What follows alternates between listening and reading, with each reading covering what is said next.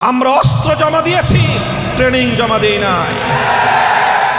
সেই কথা ভালো করে মনে রাখবেন। আমরা সরকার ছাড়া অন্য কোনো পক্ষকে অ্যাড্রেস করতে চাই না। রাজনৈতিক শিষ্টাচার রক্ষা করে আমরা কথা বলতে চাই।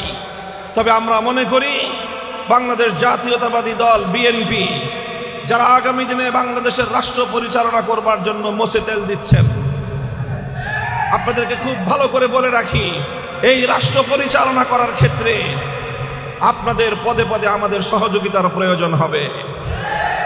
যদি আমাদের সহযোগিতার কথা চিন্তা করেন, তাহলে জাতীয় প্রত্যাশা যদি আপনারা পূরণ করতে না পারেন, মনে রাখবেন জুলাই আগস্ট বিপ্লবের মতো আমরা আবার রাজপথে নামব। আমরা অস্ত্র জমা দিয়েছি, ট্রেনিং জমা দেই নাই। সেই কথা ভালো করে মনে রাখবেন। এই জন্য উচ্চ কক্ষ যদি তৈরি করতে হয়, তাহলে পিআর পদ্ধতিতে, যেটা প্রকৃত অর্থবহ একটি উচ্চ কক্ষ হতে পারে, সেইভাবে যদি উচ্চ কক্ষ গঠন না করা হয়, তাহলে এই দুর্বল আর গরিব রাষ্ট্রের উপর নতুন করে আরো 100 এমপি পালন করবার, তাদের ভরণ পোষণ, তাদের বিলাসিতার ভোগ্য সামগ্রী সরবরাহ করবার এই বোঝা আমার এই দরিদ্র রাষ্ট্রের মেহনতি মানুষের ঘামে গড়া এই রাষ্ট্রের উপর আপনারা চাপিয়ে দেওয়ার কোনো দুরভিসন্ধি করবেন না। পরিষ্কার এটা আমাদের কথা। কাজে আমি বলতে চাই, সংস্কারের জায়গায় আমাদের সবচেয়ে বেশি প্রত্যাশা ছিল নির্বাচন ব্যবস্থায় এমন কোন সংস্কার হবে যেই সংস্কারের মাধ্যমে বাংলাদেশে দীর্ঘদিন ধরে চলে আসা দুর্বৃত্তায়নের রাজনীতির পথ বন্ধ হবে, পেশি শক্তির পথ বন্ধ হবে, ভোট চুরির রাস্তা বন্ধ হবে, কালো টাকার আধিপত্য বন্ধ হবে, সন্ত্রাসবাদের আধিপত্য বন্ধ হবে এবং একটি লেভেল প্লেইং ফিল্ড তৈরি করবার মতো এই সরকার সক্ষম হবে। এমন একটি সংস্কার কার্যকর করেই তারপরে নির্বাচনের ঘোষণা আসবে। এটাই ছিল আমাদের দেশের মানুষের প্রত্যাশা। কিন্তু গত 5ই আগস্ট মাননীয় প্রধান উপদেষ্টার এই ধরনের ঘোষণা, যেখানে সংস্কার বাস্তবায়নের ন্যূনতম কোনো প্রত্যাশা নেই, সেই ধরনের ক্ষেত্রে আমরা মনে করি যে সংস্কারের যেই মহান দায়িত্ব ছিল অন্তর্বর্তীকালীন সরকারের উপর, সেই দায়িত্ব পালনে তারা সম্পূর্ণরূপে ব্যর্থ হয়েছে এবং সেই দায়িত্ব পালনে জাতীয়তাবাদী দল বিএনপির পক্ষ থেকে সবচেয়ে বেশি অসহযোগিতা করা হয়েছে। সংগ্রামী সাথী ও বন্ধুগণ, এরপরে দ্বিতীয় তাদের প্রাধান্যের বিষয় ছিল ফ্যাসিবাদী খুনিদের বিচার নিশ্চিত করা। সেখানে কিছু মামলা হয়েছে, কিন্তু সেই মামলায় আজও পর্যন্ত দৃশ্যমান কাঙ্ক্ষিত মানের কোনো অগ্রগতি সাধিত হয়নি। ন্যূনতম একটি মামলায় অন্তত খুনিদের কোনো রায় ঘোষণা করা হয়নি।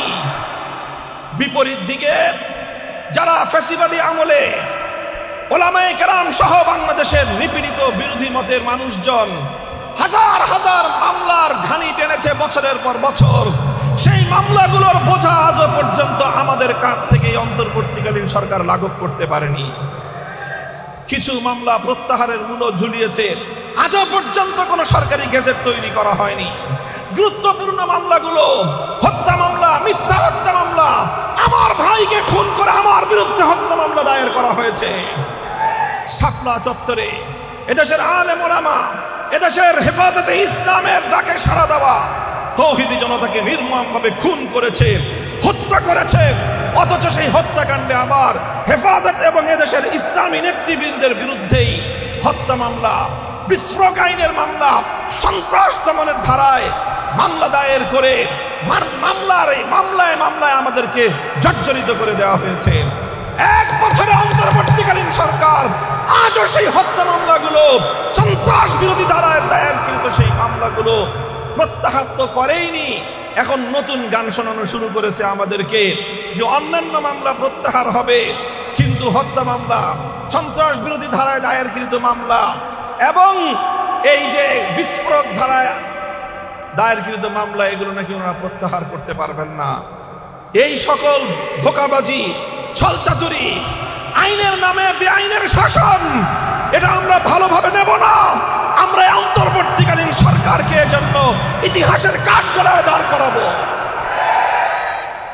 তারপরে হলো তাদের তৃতীয় যেই প্রায়োরিটির বিষয় ছিল নির্বাচনের লেভেল প্লেইং ফিল্ড, এদেশের মানুষ মনে করে, প্রতিটি রাজনৈতিক পক্ষ মনে করছে আজ বাংলাদেশে যে আইন শৃঙ্খলা বাহিনীর আইন শৃঙ্খলার যে পরিস্থিতি, পুলিশের যে নিষ্ক্রিয় ভূমিকা এবং সারা দেশে চাঁদাবাজদের যে দৌরাত্ম্য, সারা দেশ জুড়ে যেভাবে অবৈধ কালো টাকার মালিকদের যে আধিপত্য, সেই জায়গায় নিরীহ সাধারণ সৎ দরিদ্র মানুষের পক্ষে আগামী নির্বাচনে প্রতিনিধিত্ব করা তো দূরের কথা, নির্বাচনে প্রতিদ্বন্দ্বিতা করা তো দূরের কথা, তারা নির্বাচনে নির্বিঘ্নে ভোট পর্যন্ত দিতে পারবে বলে আমরা আস্থা রাখতে পারছি না।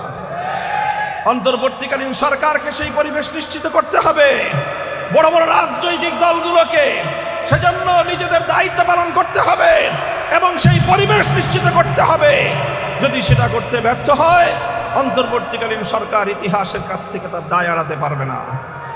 সংগ্রামী সাথী ও বন্ধুগণ, আমরা বলতে চাই, জুলাই সনদ ঘোষণা, জুলাইয়ের সনদ ঘোষণা এবং জুলাই ঘোষণা, জুলাইয়ের সনদ প্রণয়ন, এগুলো এদেশের মানুষের 24-এর বিপ্লবে অংশগ্রহণকারী প্রত্যেকটি পক্ষের দাবি ছিল, আন্তরিক দাবি ছিল, প্রত্যাশা ছিল সরকারের কাছে।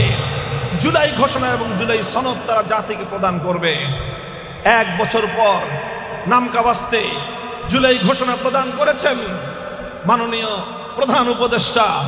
5ই আগস্টের ঐতিহাসিক সময়ে এই ঘোষণা দেওয়ার জন্য আমরা অভিনন্দন জানিয়েছি, কিন্তু একই সঙ্গে চরম ক্ষোভ এবং দুঃখের সাথে আমরা এই ঘোষণাকে প্রত্যাখ্যান করেছি যে এখানে বাংলাদেশের অস্তিত্বের ইতিহাসকে পর্যন্ত যথাযথ মর্যাদা এবং স্বীকৃতি প্রদান করা হয়নি।